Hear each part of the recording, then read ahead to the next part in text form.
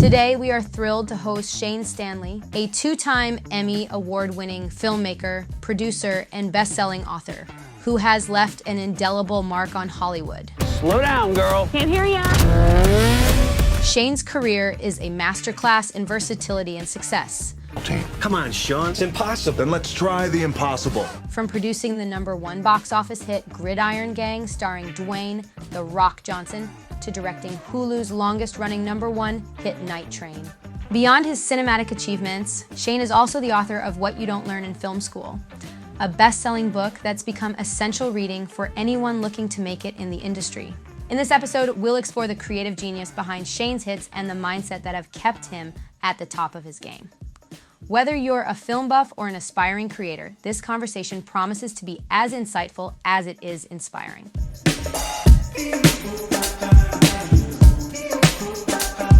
Shane, I came unprepared. I did saw a profile on IMDb, and that was enough for me. And Sebastian came to me and he was like, do you have your questions? And I'm like, no, because that's the only way I can have a real conversation. I agree. Who is Shane? Can you tell us how you actually ended up in the filmmaking space? Well, my background's a little different than most. In respect to time, I'll give you the quick version. Is my father was a actor back in the 60s and 70s. And I was 1 year old. He was at a barbecue. And there was somebody who was looking at me a little more than normally somebody would look at a 1-year-old kid. My father went up to him and said, "Why are you staring at my son?" He said, "Well, I'm actually a casting director, and I'm casting for a series of commercials for a new real estate company." And lo and behold, they hired me to be the Century 21 kid, which is a huge real estate company out here. So I did that for a while, did a bunch of commercials, and started working regularly in front of the camera as a young child. I didn't like it. I didn't like not being with my friends. I didn't like having to be places that were out of my control. As a kid, you want to go play, you want to bike and play video games or whatever with your friends.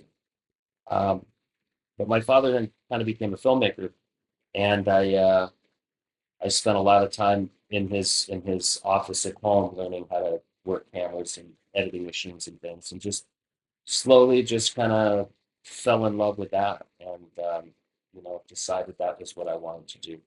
It's very interesting, having somebody who's setting a precedent, because I do feel like in a certain line, my parents have very different backgrounds, but I think when you are a big admirer of their work, you feel taking the task further. So how you feel about where you are in life right now? I mean, you're a very successful producer. You have done tons of work, reached top office box and all that. How you get there? And for me, actually, the question, I know for the audience, they really care about that answer. But for me, it's how you feel once you get there. Well, I think there's two ways to look at that, Anna. I think there are those who reach a certain level of success or a platform or a plateau in their career, and it's never enough, and they stay hungry and they just keep going and going and going and going, and they're constantly chasing the high or the adrenaline rush of the #1 box office hit, or winning Emmy awards or whatever. And for me, I was very fortunate. I worked on some shows that had a lot of success at a very young age. So having 4 Emmy nominations and 2 victories before I graduated high school kind of checked that box early in life. And I did spend a number of years chasing that success again later as I got older. You know what I mean? But I think probably when I was in my mid-30s, I just realized one day, the fact that I have been a part of and achieved certain things in my life that I'm so fortunate and blessed to have done. And it came with a lot of help and a lot of collaboration with great people. It wasn't me, it was the team. And it's always about the team. But it allowed me to relax a little bit and just enjoy the moments, not be looking over my shoulder, not worrying about what's next, not worrying about are people going to like this or not like it.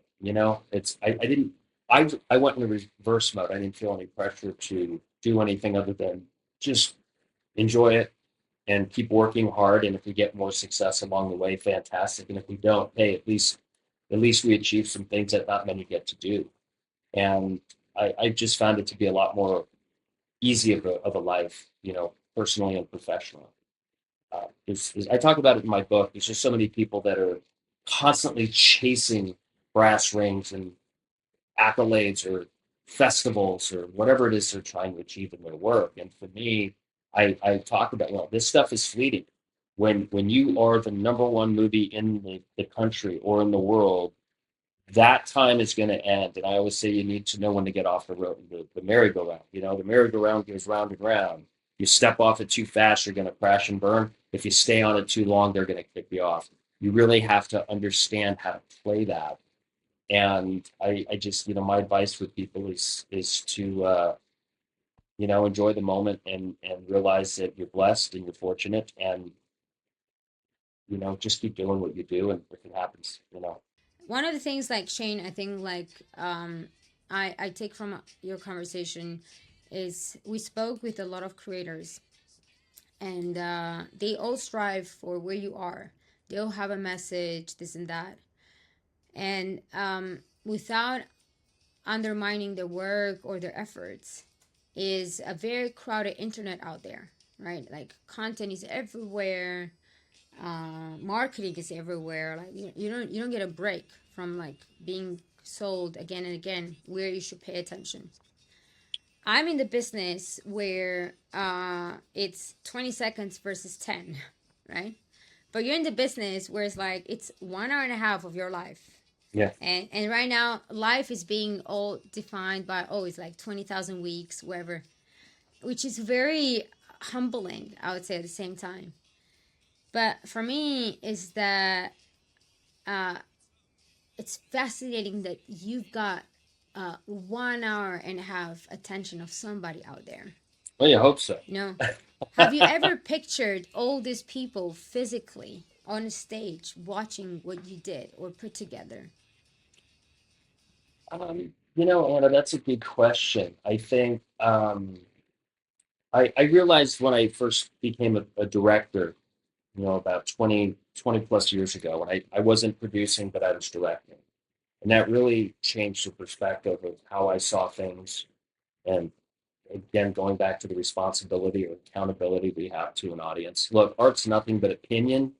You could make what you think is the greatest film in the world, and it could fall on its ass and nobody gives a shit. Let's be honest, right? They don't get it. It doesn't connect. I mean, how many great filmmakers make movies that flop because nobody liked it? How many times do we make movies that we internally feel like, oh, this is going to be a turkey. This is not going to work. And for some reason, it catches on and it has tremendous success. We've been fortunate. When we did Double Threat during the pandemic, we threw that script together in 4 days, pre-produced the film in just a few weeks, did a cast of 4, crew of 8. It wound up being, on Amazon's top 10 for 8 weeks. It was the only independent film on their U.S. top 10 list. And we peaked at number 4. We were competing and knocking off the big $200 million films. And we did this film for just a couple $100,000 just because we were bored and wanted to get out of the house. And I mean, so that's the point. Like, we did it as a satire, action, comedy, female-driven, cliche. Let's take all the cliches and all these horrible action movies and throw it in this thing and just go out of the house and have fun with it. It started out with just a bored idea to get out of the house, and it ended up having the success that it did. I was reminded then and there that you just never know what's going to work or resonate with people. So I just say, as a filmmaker, if you're an artist or if you're in tech and you're trying to design a new software or video game or whatever it is you do, just trust your gut, do what makes you feel good. And you're going to get all sorts of blowback. You're going to hear from everybody about how stupid. I mean, I'll tell you, man, I had, when I told people we were going to do Double Threat, I had everybody from agents and managers who I make very public, I don't have a very much passion for, to sales agents saying, don't do this film. It's a career killer. What are you doing? Why? Just lay low. Don't work right now. It's the pandemic. You should be sitting inside. And it just reminded me, you just have to trust your gut. You have to believe in yourself. And if you're passionate about doing something, just get off your ass and go do it. Find a way. There's something very interesting about, for me, it's always this, do actually producers or filmmakers understand the power in their hands? like I being think able to unfortunately change. a lot of them do, and I think unfortunately the wrong ones don't. I think there's and I didn't mean to step on you there, but that's one of the best questions I've ever been asked. And I mean that was a zinger. Um, because I think there are some people with some terrible ideology. There's some people out there that are, I'm going to just say it, you can blatantly are really f***ed up, that know they have this power. They have this open open door to the world for their ideology, and it can be very toxic. It can be very bad. And I think there are some incredibly pure-hearted, beautiful storytellers out there that don't realize the opportunity or the power that they have, and they don't take advantage of it. So it's interesting that you asked that. I do think there are both on both sides. That there are some great storytellers with pure hearts that want to leave the world a better place, that know how to take advantage of the medium. But as somebody who is an instructor or does a lot of webinars and things in workshops, I do encounter more struggling filmmakers than a lot of people do. And I find that 90%, 95% of those people, Anna, are pure hearted and want to leave this world a better place than they found it. And I just wish more of those people could have, they have the platform. I wish they had more of the drive and experience to get it done. Yeah, it's a mix, you know. It's a mixed bag. When you build something, how you actually target your audience? Is there an audience? Do you think like a business plan? Oh, this is the type of people is gonna watch it. This is the type of people who respond. That's such an important part of what we do. There are people that make horror movies. I have a friend, Mark Berg, who produced the Saw franchise, the really big horror film. And Mark was a very successful producer long before that. He's made some tremendous films. He's been a wonderful executive. Um, Mark and I were having lunch one day, and he was probably on Saw 3, Saw 4. And I said, "So how many of these are we going to do?" And he said, "I'm going to keep doing them until they don't let me make them anymore." He said, "It's like KFC. We do one thing right." And he found his niche, and Mark has successfully become this, Twisted Pictures and this really multi-billion-dollar franchise we just saw. And I say that, and you look at another producer like Neil Moritz, who has a brand, who's done everything from Fast and the Furious to Triple X to I Am Legend to SWAT. Filmmakers can start getting to kind of have a niche or a brand. So the smart ones think like that. I'm not as smart as they are. If I was, I'd probably be successful. I happen to do things that are on my heart at the time. I happen to do things that I feel that I don't get to make 4 or 5 movies a year. I make one, sometimes one and a half into the new year, two. And I love doing female-driven action films, female-driven romance comedies. I like to do the female-driven uh, niche in my films. I think there's not enough. I remember being at the studio doing a studio film and talking about casting the film. And one of the presidents of the studio said, "Well, there's only 3 or 4 women we can hang movies on, but you've got 200 guys you could choose from." And I just remember thinking he wasn't wrong, but I remember thinking that's wrong. And I just decided with my own brand and the people that I work with is that we're going to do films that put women up on a platform. The old adage of the old Smokey and the Bandit, Hal Needham films that I love to do and I grew up watching. We kind of do that, and we put Sally Field in the driver's seat, and we put Burt Reynolds riding shotgun, and we'll go make Smokey and the Bandit that way of Cannonball Run. And as far as what I like to do, I don't like to do horror. I'm not interested in horror. I'm not interested in doing films that just, there's got to be some redemptive quality. There's got to be something, even if it's a crappy action movie that I'll kick out. There's got to be something in there, as you said, that makes you walk out of there and feel like you can achieve something different, or it inspires you to go try something that you might not have wanted to do. And I just feel like, again, it goes back to the responsibility of the filmmaker. I feel we owe it to our audience to leave them with something more than an empty box of popcorn when the 90 minutes or 2 hours are over. So they walk out of there, even if it's a young girl who is 8 years old and she sees one of our action movies and realizes the woman was kicking ass and she was the hero, that's possible. That's something that anybody can achieve as long as you set your heart to it. So those are the kind of things that I like to do. I try to stay away from films that are destructive. or gory things. So, I just try to take a path of entertainment, but enlightenment and encouragement. Shane, I think like I have to correct you on something you said. It's not like you're less smarter. It's like no, there's no such thing. You being less smarter than these people is you're trying to commercialize your intellect or you're trying to improve it, right? Like there's this philosopher Heidegger that he was like, knowledge is not thinking. Like it really stuck with me mostly in these times of AI Okay. because right now AI is nothing but a response to what Sure. we have captured so far. Right. Like it's a collection of knowledge, but thinking is not knowledge. For me, it's like the freedom of it, of saying like imagination and our way of producing things with our intellect that are so freaking creative. It's what feeds the machine, but that's not what ultimately will make the machine think or imagine, right? So that's why for me, Shane, it's like I feel like pleasing the audience is an analytical thing. You know what they want. Like Netflix is like can please me because when I feel tired, I don't want to like I'm not looking for smart content, so I will look like wherever like Netflix will give me farmers in Australia like the fall in love with a winemaker in America and like oh wow.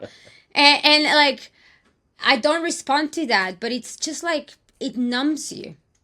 Oh, It sure. doesn't make you feel anything after it. It's just like, oh.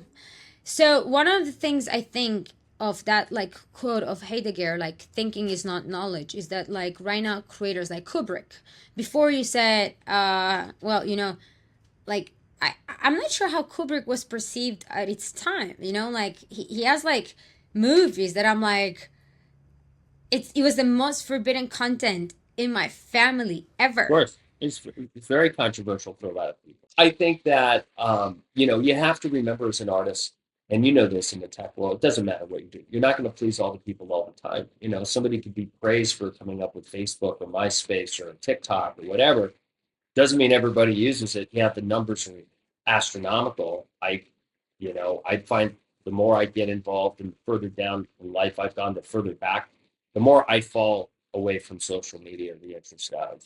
Um, you're going to have that same thing when you make a film. You're not going to please all the people all the time. So it is a beautiful thing to have backers and distributors who trust you. Where you're putting your name on a film, you're going to get it distributed and it's going to get a shot. That is a beautiful thing, and I feel very fortunate, and I don't take that for granted. And it's nice to be somebody who can create content or be passionate about content and find a way to get it made. Um, and it's again, it goes back to responsibility.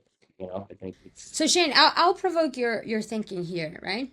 So wait a we minute. live in an uh, algorithm capitalist moment where it's like the most views you got, the more successful your work, right? Yeah, But that as doesn't well. mean like because you're watched, people felt something of it, like you change Yeah. people's lives, perception, whatever. So if that would have changed, one of the things I was thinking is like we live times that the world coming together. We as a company are trying to bring the world closer through payments, right? Right. But one of like and consuming things freely worldwide. But one of the things like I was thinking is, imagine that the impact can be calculated of and rewarded equally to the amount of views, right? And if we would change those metrics.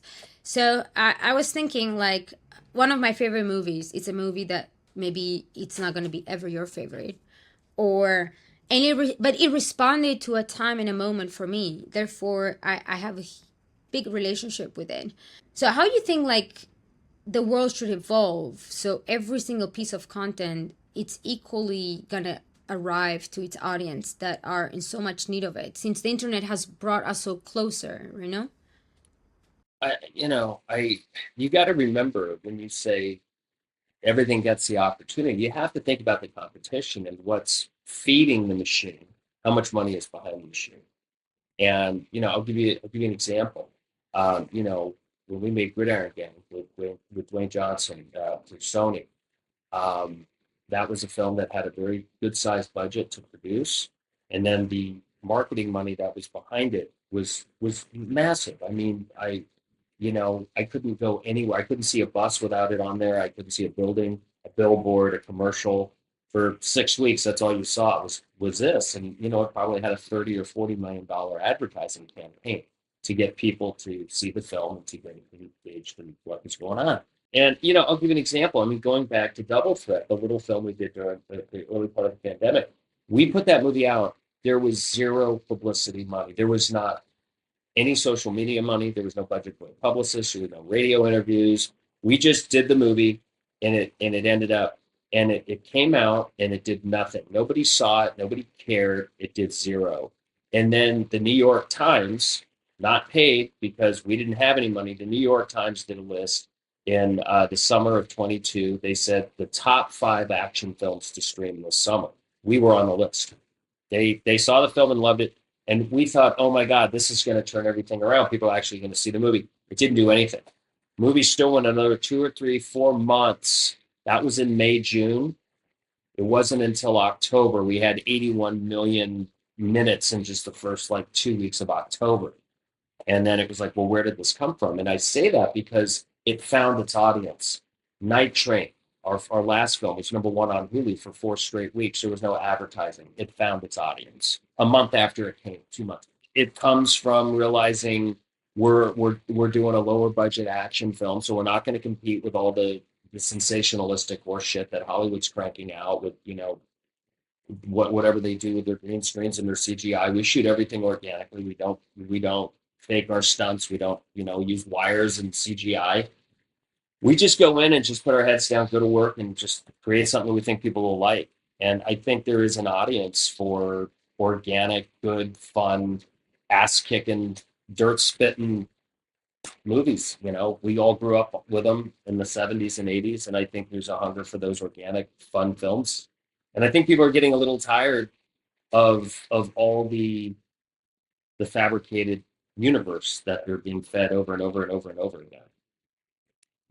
And obviously people still like them. I mean, look at the success of Deadpool and Wolverine. That's doing huge numbers, which is good to see. I think it's bringing back cinema a little bit, but it's still the formula is the same. And I just think there's an audience for more organic, more pure, films.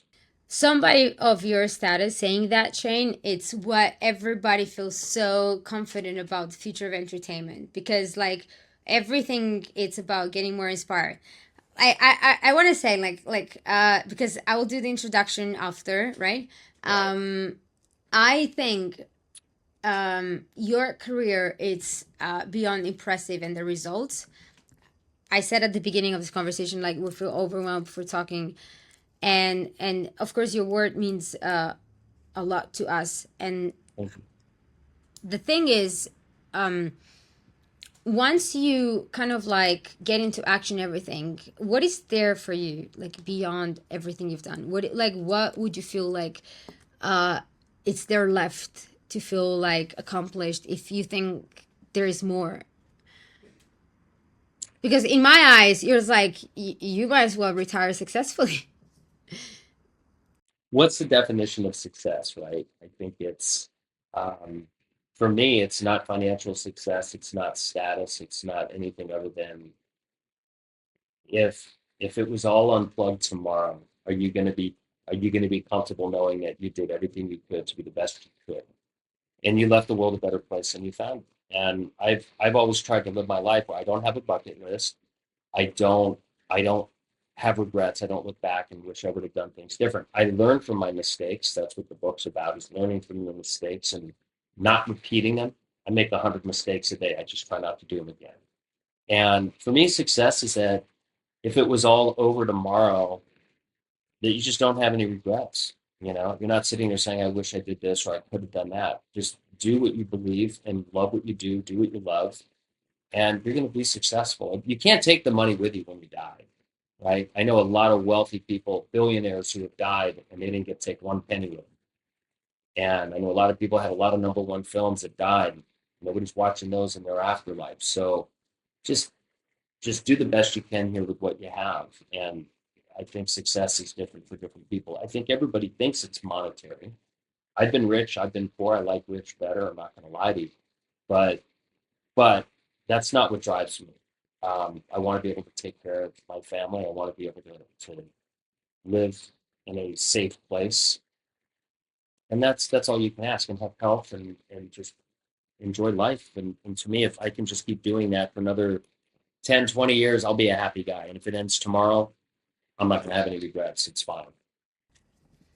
But unlike many with money, you left a legacy of a messaging out there framed in a store, you know, like, so that's why for me is like, Shane, you're a big time responsible of like shaping the right message, leaving the right, you know, like it's, but I will Goes tell back to everybody, responsibility, doesn't it? Goes back to responsibility we talked yeah, about earlier. Is that we have a responsibility as yeah. storytellers. You know, what kind of message are we leaving behind? I think your feedback to anybody who's looking up to that career, it will mean a world.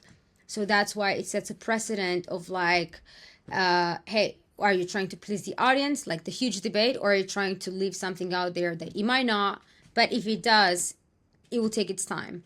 And what sides do I pick? That constant fight is what I think it's happening in the creators, where it's like, oh, I'll build something like the streaming companies will buy versus I'll build something like viewers will watch.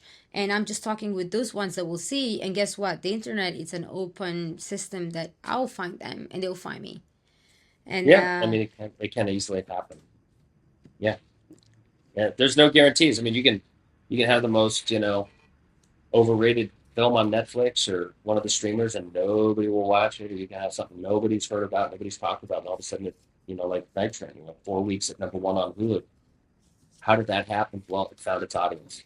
Somehow, some way, somebody saw it and said, "Hey, you should check this out. Check this out." And it wasn't paid for, it wasn't bought, and that's the world we live in right now. And I think it's a beautiful time to be a creative, because I like to inspire people that don't have the resources, that maybe some of them only have their phone to make a movie with, and that's okay. I didn't have this growing up, so I like the fact that there's no excuse. As I always tell people when I do workshops, that you have no excuse. If you have a phone and you have a brain, you can go start creating content. And yes, the airwaves and the web is absolutely backlogged and jammed with it, but there's always room for it. And if you find that little something that somebody can connect with, or it touches somebody in the right way, that's what makes things go viral. And things go viral, you start getting attention. And if you start getting the right attention, you start getting opportunity. So I just think it's a chain reaction that just people never had before. It's a beautiful yeah. thing. So now I'm going to tap into a little more personal preference, like to define. What was the movie that really had an impact on you? Like, I know I mentioned one like before, but like, what's the one that really kind of like made you feel something? When I was at that influential, impressionable time in my life, Anna, um, it was the films. It was the films growing up that my dad would take me to see that really impacted me. And it's silly. I mean, one was On Golden Pond with Henry Fonda and Katharine Hepburn and Jane Fonda. Dabney Coleman, who just passed a few months ago. I was Rest I in was peace. I saw the news. It's a sad, like it was like a Yeah, and creativity. that was Yeah. one of my favorite movies growing up. I mean, Dabney Coleman was great in that film as the goofy boyfriend to Jane Fonda. But I remember seeing that in the theaters, and that was the first film. There was one line in that film where Henry Fonda talks to the young kid Billy, and he's trying to connect. He's turning 80, and this kid's 13, and he's saying, "What do you do in California?" He goes, "I cruise chicks." He goes, "You cruise chicks." Well, what does that mean? He goes, well, you meet up, you hook up with them. And he goes, well, what do you do when you meet these chicks? He goes, you suck face. And that was so funny. But I remember being in fifth grade or fourth grade when that movie came out, walking through school, and all the girls and kids at different spots in the school were quoting this movie. And it was the first time, next to May the Force Be With You, Star Wars, that I ever heard that. And then I saw the film, and it was so beautiful, and so well shot, and so well acted. It was about these beautiful relationships and restoring family values, and a father and daughter that were so strained that fixed the relationship. And it was true to life, because Jane and Henry hated being around each other at that time, and they had a tremendous film and built a relationship. And I never forgot the impact that had on me as an 8-year-old boy. And then Chariots of Fire. I think that thing cleaned up with like 10 Oscars, and it was just brilliant. And then it just kept going. And then the Black Stallion with Mickey Rooney and Terry Garr and Hoyt Axton, and then how they were able to go on an island and do this 2-hour movie. the 35 minutes of it was without any dialogue. It was a boy and a horse, and how they built this relation. And I just those are the things that impacted me at it coming up. It was just I thought, wow, to be able to do that. Now, did I make films like that? No, I hope to, but those inspired me to do what I do. You Yeah, know? no, they had their time, and they used their resources and their, like, scripts and all that. I don't think like that sets you apart from like everything you achieve with your audience. And it's interesting that you mentioning all these movies. I remember one of the ones that, like, I don't do horror at all. I can't consume horror. Like Life's too short.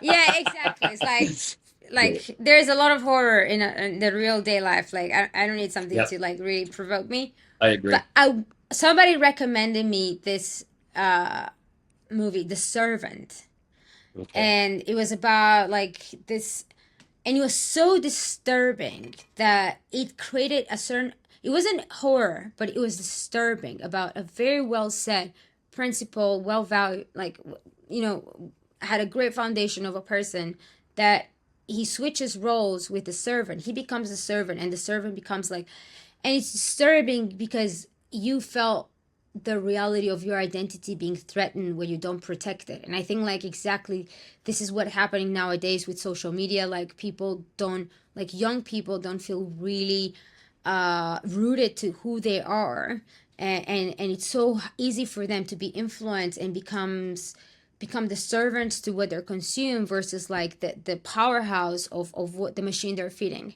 And like I was just saying this, Shane, because it's like it's not a movie I would recommend, but it's a movie had an impact, and it would never be considered horror. That's the maximum horror I could ever do. uh but there are like great movies out there that it wasn't easy for them to distribute, and I feel like that there was a lot of heaviness in their shoulders to do it right.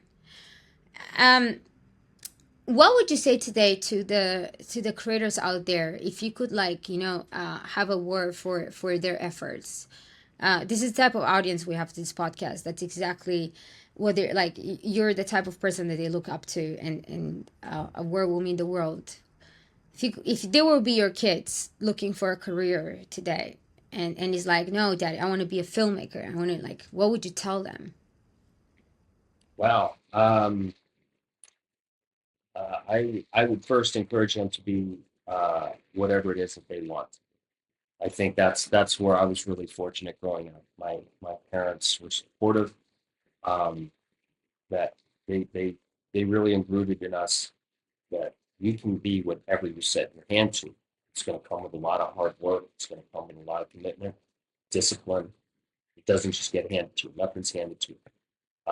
So, my advice to filmmakers or kids out there that, you know, just realize it's hard work. The competition is very difficult. I live by, I don't anymore because I fought the fight. I've slayed the dragons that I wanted to slay. But I for many years, and I lived under the mindset of before your head hits the pillow every night, do something that day to get you closer to your dream. And I talk about that in my book. I just think there are so many people out there that think the door's going to knock and then there's going to be somebody there with a movie deal, or they could sit in their basement and just keep writing the same dribble, and someday somebody's going to read it. And it's a very competitive world. It's a social world. I know people can live behind social media and be internet trolls or bullies, but you still have to create relationships. It takes a village. You still need people. I know with all the AI and everything coming down the pike, it's going to lessen the amount of people you need to do things, but you still need people. You still need relationships. And I think it's really important to just instill in people to value relationships and nurture and cherish relationships, because your interests may change. I didn't always want to be a filmmaker. I had other things I wanted to do, but I think about during those times where I was wanting to do other things, some of those people are still some of the closest people in the world in my life that are massively a part of what I do. And that's what's really cool. There's probably 4 or 5 people in my life that were part of my life before I really put my focus on a filmmaking career, that are not only some of my core best friends, but professionally work with me daily. in what I do, but that they were all part of my life before film. And I just think that that's something that doesn't come often enough. Yeah, I think you framed something like it invoked the feeling of doing something you really mean, and there's no other conflicted interest, and it's just a pure drive. Shane, like for my respect, because selfishly I'd be talking on and on, but I know like there's like a hard stop for us. Respectfully to your time, you mentioned your book, and I'm really curious, like as a wrap up of this conversation, why you went from creating movies to make a book, like the most ancient form of storing ideas. You know, like Well, it is on Kindle and there's an audio version in case anybody cares. exactly, for sure. Why a book? Well, here, I'll shamelessly plug my book. It's called What You Don't Learn in Film School. It's called What You Don't Learn on Film School. You could buy it anywhere. Sells really well on Amazon, Target, Barnes and Noble, and it's like over 100. We will retailers. like put it up front on the podcast I at the appreciate beginning. that. I appreciate that. It's done really well for us. The book really simply came, I love to teach. I give a lot of my time going to schools, giving webinars, teaching workshops, especially before COVID. And one day somebody called and said, would you be interested in writing a blog for our website? And I thought, no.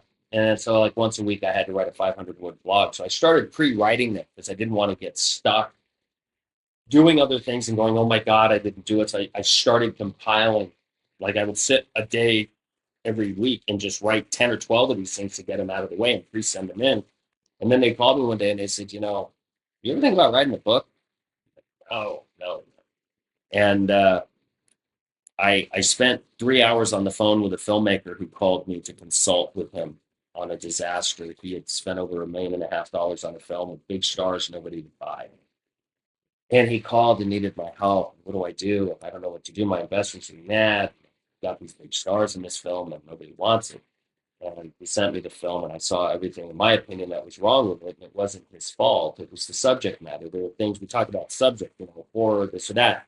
I realized how much time I spent with him, and then just some of the knowledge that isn't out there for the common filmmaker. That just it's what you don't learn in film school. They don't tell you certain things. It's just not enough time in film school to tell you all the things. So what I did is I wrote a book. I wrote a book about what not to do. It's not a how to. It's not a do this. It's basically, this was my journey for 35 years. I failed miserably many times. Let me tell you how I failed so you don't do these things, and hopefully you'll have an easier path to success. And I wrote the book in 3 weeks. It's 200 pages. I had a wonderful editor, Marissa Foglia, who took my words, made sense of them, and kept my voice. And people who know me who read it say, I feel like you're talking to me when I read this. And that feels really good. So that's the book. It's basically my journey of what not to do. It's endorsed by Academy Award winners, Golden Globe winners, Grammy, Tony winners. It's got endorsements from some of the most powerful people in Hollywood, some of the most successful people in Hollywood. It's very blessed. The reviews have been really good. I don't think any of us should tell anybody how to do something, but if we have the knowledge of telling them what not to do, if it's like you would tell a child, don't touch the hot stove, you're going to burn your hand and you're going to live with that scar for the rest of your life, you tell that child. I just think this is a whole bunch of those, don't tease the angry dog that's got rabies. Don't get into the lion's den. Don't play with a rattlesnake, and don't touch the hot stove. And that's kind of what the book is about, our industry. And it's translated very well into other industries. A lot of people, as a Supreme Court federal judge that retired, that endorsed the book. And he said, this isn't a filmmaking book. This is a life lesson book. And that's been a lot of the reviews on it. So I take a lot of pride in that. Congratulations. I think like it's a good guide for everybody who feels lost on how to articulate their work. That's well said. Yeah. I was thinking, I'm going to go with that. Yes, because like everything got an angle, and there are many ways of seeing a story. I was thinking about your friend's movie because it's a hard reality out there, and it's like we don't have stomach for it. therefore like don't, like why would I consume it? But Mm. one of the things is like the most horrible things happen in this world is because we never had a stomach to believe that they will happen, therefore they did. And it's like, are we like, you know, becoming like childish forever, or it's that like terror will never end because we don't even believe it's there in first place? And this is something that it's not like, it's very horrific to think and take upon that subject. Like for me, like Sound of Freedom was a very, very disturbing movie, you know, like it recently came out. So that's why I'm like, I mean, the guts on your friend, you know, because yes, it is like a heavy subject to consume, but therefore the intentions is the save of the world, to create awareness that there's a lot of mindfuck out there, you know, like. There really is, but you know, there's rules in film. Uh, don't kill kids, and don't molest and kill kids. It's kind of a rule, and it was Yeah, kind of leave it that. to the news or to the police. Yeah, or just read about it and Google it. But you know, to spend millions of dollars and make a movie like this, that it didn't have any redemptive qualities. That's what I didn't get. It was well shot. The acting was amazing. Some household name actors in it, some of the biggest names you've heard of. And there's not one redemptive quality about it. So you sit there and you watch it and you go, why did I just give that 2 hours of my life? I didn't walk away with anything other than people had to deal with this guy getting out of prison. He was released out of prison after 45 years living in the same community he assaulted this kid on. And there was one person who thought maybe he didn't do it, but it didn't matter. And it just didn't have any redeeming qualities. So if you're going to go dark, you know, at least try to save your ass with some redemptive qualities. Right. So that's my point of view. Great point. So it's great because you set a precedent for anybody. Like every time I'm going to talk to somebody, I'm like, go read that book. Oh, well, That's your thank you. I map. appreciate it. That's You're in your the map. will, Anna. You are in the will. Well, you know, like I think you got to make the most out of the conversations, and I think like everybody's gonna be appreciative. Like the best thing right now we could do with everybody we spoke in the past is point your book, and for me it's vice versa. Like everybody who like wants to recommend me something, like put me on a direction, like highly appreciate. So Shane, I believe that I did push the edge on this conversation. I'm prepared, but none the least humbled that you took the call, and I am really grateful that you were so open and so friendly with inputs and, you know, directions for anybody who's going through this out there, considering your success. Thank you. It's my pleasure. I mean, that's enough. I appreciate that. Thanks for having me. Anything you could share with us about what's next or what keeps you awake right now? What keeps me awake? You don't want to know what keeps me awake. That's for sure. But what's next? I got a film I just finished called 6 Days in Evergreen, which is a music drama. It's a beautiful story about a woman rock star who returns home after her 10 years of success after she left her hometown. And she has to face a lot of the demons and a lot of the burned bridges in the past, including her former fiance, her parents, her friends, her ex-boss. And it's a story of forgiveness. It's a story of fixing, you know, sometimes just getting that second chance to do people right when you've wronged them. A lot of people who become successful from nothing, rarely do they end on good terms, and do they go back and right the wrongs. And so that film is in its final phases of post production. I'm starting up a film where it's tentatively called the Legend of Van Dorn, which is the story of Earl Van Dorn, who was a Civil War general under Robert E. Lee. And though he fought for the South, he didn't want the war, and he was kind of the Red Baron of the Civil War. And we're in pre-production on that. I start shooting that in September. That's going to take me through the rest of the year. So I'm excited about that. And so those are the two things. That one just finished, and we're getting ready to start the next one. I'm excited about that. It'll be a good film. Wow. Congratulations. Like both actually spoke to me. More the first than the second. Good. Very looking forward to see it on the screen. Actually, sounds like you take a great deal to bring like very profound stories that will shake the crown of somebody's soul. Well, I like that. I think if I used to try to live by the saying, if you're not pissing people off, you're not getting heard.